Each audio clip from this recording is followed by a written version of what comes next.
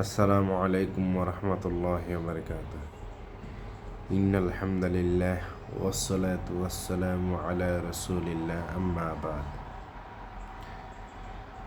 আসন্ন ত্রয়োদশ নির্বাচনে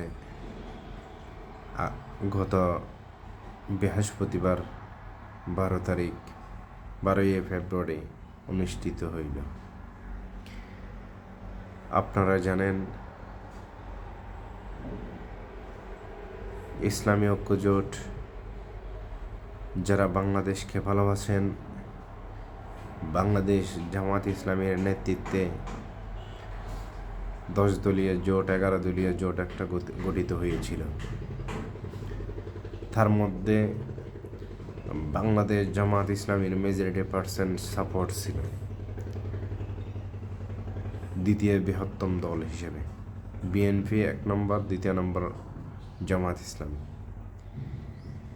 সেই জোটের মধ্যে ইসলামী আন্দোলন বাংলাদেশ দ্বিতীয় জোট ছিল। ইসলামী ধারার জোটের মধ্যে জামাত ইসলামীর নেতৃত্বাধীন ইসলামী আন্দোলনের শক্তিশালী ছিল দ্বিতীয় নম্বর, অবস্থান ছিল দ্বিতীয় নম্বর।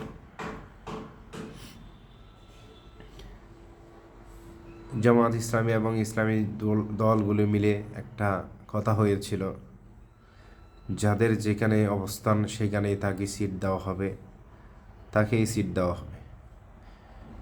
একটা কথা ছিল সেখানেতে, এরকম যদি যাচাই বাছাই করে জামাত ইসলামী ছাড়া আর কাউকে পাওয়া যাবে না, আর কাউকে পাওয়া যাবে না। দুই একটা বাদ আর কাউকে পাওয়া যাবে না। যেমন নাকি অলি আহমদের দল এদিকে চন্দনেশের মধ্যে ওনাকে পাওয়া যাবে, আনোয়ারার মধ্যে এখানেও জামাত ইসলামী ফার্স্ট থাকবে।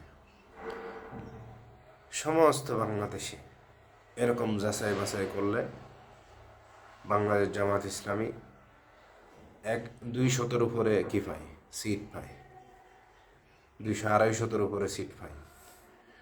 কিন্তু জামাত ইসলামী সেটা উদারতার প্রকাশ দেখিয়ে জামাত ইসলামী সেটা করে নাই।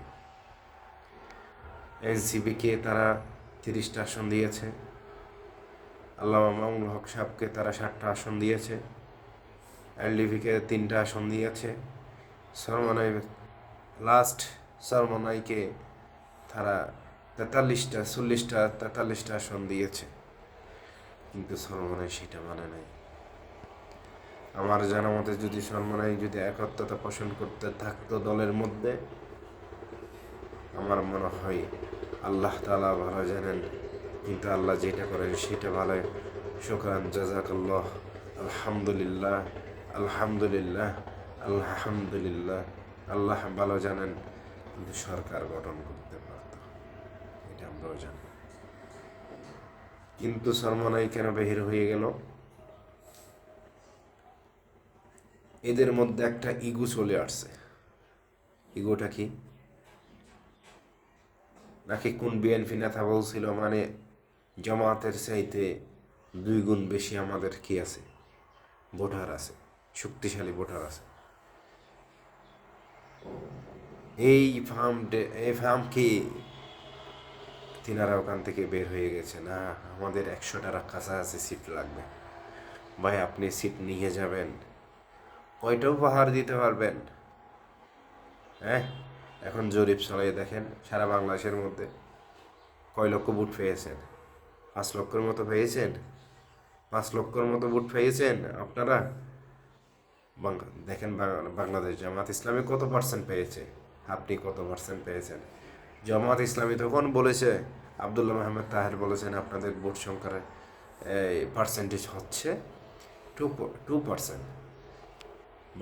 বাংলাদেশ জামাত ইসলামীর নায়েবে আমির আব্দুল্লাহ মাহমুদ তাহের যেটা বলেছেন সেটাই সঠিক হয়েছে। 2%-এর কাছাকাছি আপনারা পেয়েছেন। বাংলাদেশ জামাত ইসলামী কত পার্সেন্ট পেয়েছে? প্রায় 32% সাপোর্ট পেয়েছে।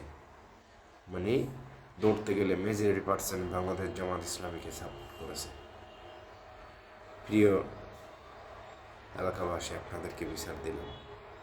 আপনারা যদি প্রায় 60টার কাছাকাছি ব্যবধানে অল্প ব্যবধানে বাংলাদেশ জামাত ইসলামের নেতৃত্বাধীন যে এমপি পদপ্রার্থী ছিল তিনি হেরে গিয়েছে অল্পর জন্যে। এত বড় একটা দলের সাথে ক্যান্ডিডেট হয়ে যদি আপনারা থাকতেন, আজকে বিশাল একটা অঙ্ক সংসদের মধ্যে চলে যেতেন আপনারা।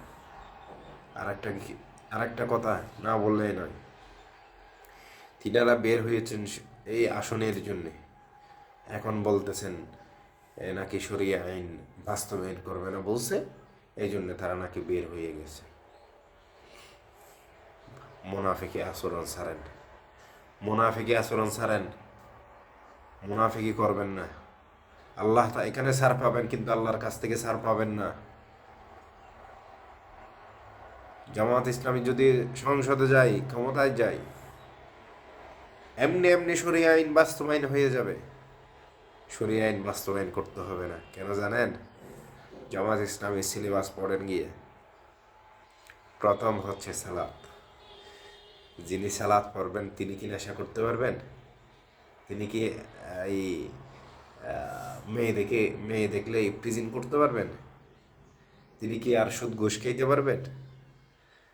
আর একটা কথা শুনেন, আরও সিলেবাস পড়েন। কোরআন এবং হাদিস অধ্যয়ন করতে হবে। একটা হাদিস এবং একটা আয়াত কি করতে, অর্থ সহকারে অধ্যয়ন করতে হবে। তাহলে যদি কোরআন এবং হাদিস পড়ে হাইজাকারি, রাহাজানি, ইফটিজিন এগুলি করতে পারবে,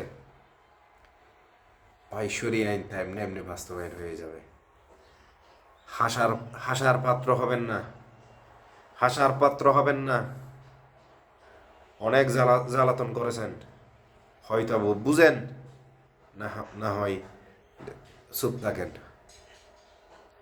জামাত ইসলামী কিছু বলে না, সেই জন্যে আপনারা যা তা বলবেন জামাত ইসলামীকে নিয়ে, এটা তো বরদাস্ত করা যাবে না ভাই। সত্য এক জিনিস, মিথ্যা আর এক জিনিস। আপনি মিথ্যাকে প্রশ্রয় দিবেন কেন? আপনি আলেম সমাজের অহংকার না, আপনি পীর সাহেব না, আপনি নায়েবে পীর না, আপনি স্টুডেন্ট পড়ান না, ওখানে কোরআন হাদিস পড়েন না। এগুলি কি শুরু করলেন এখানে? জামাত ইসলামের বিরুদ্ধে বিষোদ্গার কেন করবেন? কেন করবেন? খবরদার, আল্লাহকে মানুন, আল্লাহকে ভয় করুন। কিয়ামতের মাঠে সবাইকে দাঁড়াইতে হবে। ওমা তৌফিক ইল্লা বিল্লাহ। আসসালামু আলাইকুম ওয়া রাহমাতুল্লাহি ওয়া বারাকাতুহু।